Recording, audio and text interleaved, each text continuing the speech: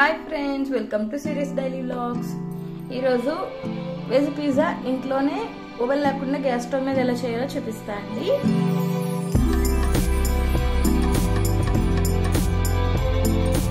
Plus మనం pizza చేసుకోవాలంటే మనకి మార్కెట్లో ఇలా అవైలబుల్లో ఉంటుందండి పిజ్జా బేస్ అని.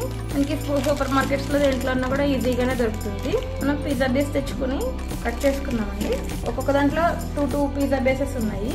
ఒకటి చేసుకున్నాము. ఫస్ట్ ఈ పిజ్జా బేస్ తీసుకోవాలండి. పిజ్జా చేసుకోవడానికి ముందు మనం ఒక ప్లేట్ తీసుకోవాలండి. ప్లేట్ తీసుకుని పిజ్జా బేస్ పెట్టుకోవాలి. దీంట్లోనే మనం పిజ్జా సాస్ ఉంటుందండి.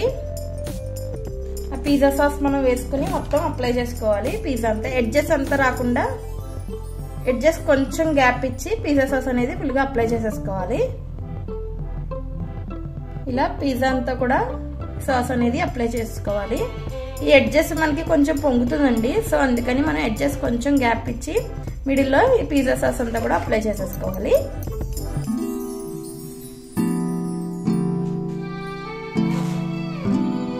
దీని మీద మనం గ్రేట్ చేసుకున్న మొజరెల్లా చీజ్ వేసుకోవాలండి.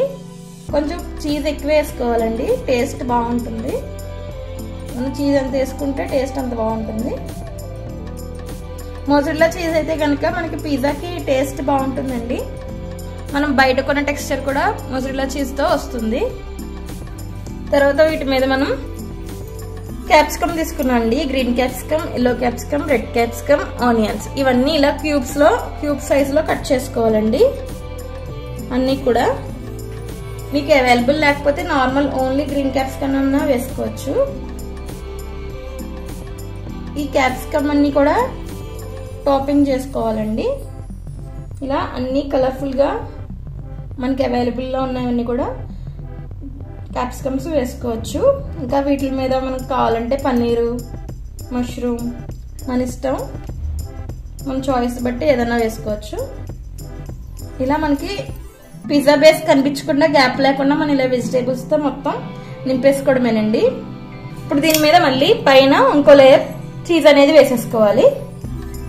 మనకి వెజిటేబుల్స్ ఏం కనబడకుండా చీజ్ అనేది ఫిల్ చేసేసుకుంటే టేస్ట్ చాలా యమ్మీగా ఉంటుందండి.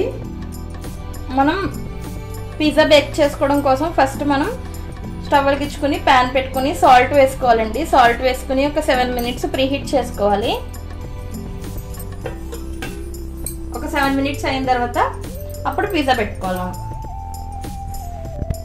7 minutes ప్రీహీట్ చేసుకున్నాం కదండి.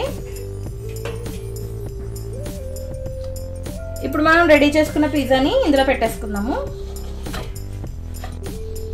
పిజ్జా పెట్టేసుకున్నాం కదండి. మూత పెట్టుకుని 15 minutes మనం సిమ్లోనే పెట్టుకుని ఉంచుకోవాలి. 15 minutes అయిన తర్వాత ఎలా వచ్చిందో చూద్దాం. 15 minutes అయిందండి. ఒకసారి మూత తీసి చూద్దాము మన పిజ్జా రెడీ అయిపోయిందో లేదో. వావ్, చూసారా ఎంత బాగా వచ్చిందో, చాలా బాగుందండి. స్టవ్ ఆఫ్ చేసుకుందాము. యమ్మీ పిజ్జా రెడీ అయిపోయింది. ఖచ్చితంగా ట్రై చేయండి మీరు కూడా. ఎలా వచ్చిందో కమెంట్ చేసి చెప్పండి. అండ్ నా ఛానల్ని సబ్స్క్రైబ్ చేసుకోండి. Thank you for watching.